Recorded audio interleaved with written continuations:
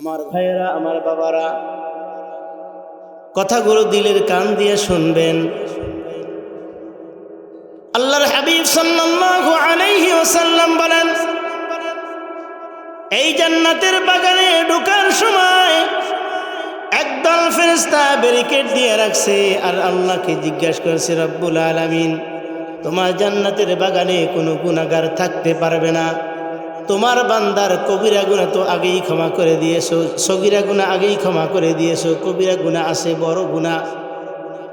যেই বড় গুনার কারণে, একটা গুনার কারণে ৭,০০০ বছর পর্যন্ত জাহান্নামের আগুনের মধ্যে জ্বলতে হবে, ওই গুনাহগুলা নিয়ে আসছে। আমার আল্লাহ রাব্বুল আলামিন বলেন, ফেরেশতা, আমার বান্দা গুনাহ নিয়ে আসছে, ঠিক আছে। ও ফেরেশতা, আমার বান্দার গুনাহগুলা তোমরা মাথায় করে রাখো, আমার বান্দাকে বেগুনাহ মাসুম বানাইয়া জান্নাতের মধ্যে ঢুকাইয়া দাও।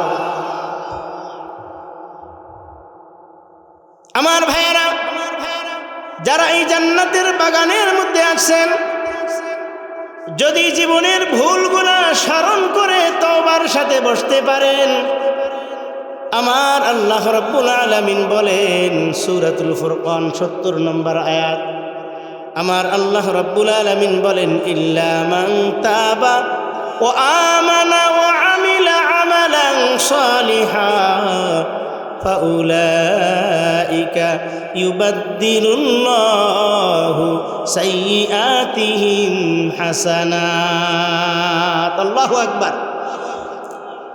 আমার আল্লাহ রাব্বুল আলামিন বলেন, কেউ যদি জীবনের ভুলগুলা স্মরণ করে তওবা করতে পারে, তওবা করার পরে নতুন করে ঈমান আনবে এবং নেক কাজ করার যদি আশা করে, ইরাদা করে, আমার আল্লাহ রাব্বুল আলামিন তার জীবনের সমস্ত কবিরা গুনাহ ক্ষমা করে দিবে। সুবহানাল্লাহ বলেন। শুধু তাই নয়, কবিরা গুনাহ ক্ষমা করার পরে আমার আল্লাহ রাব্বুল আলামিন ওই গুনাহগুলা নেকি দ্বারা পরিবর্তন করে, ইউবাদদিলুল্লাহু সাইয়্যাতিহিম হাসানাত।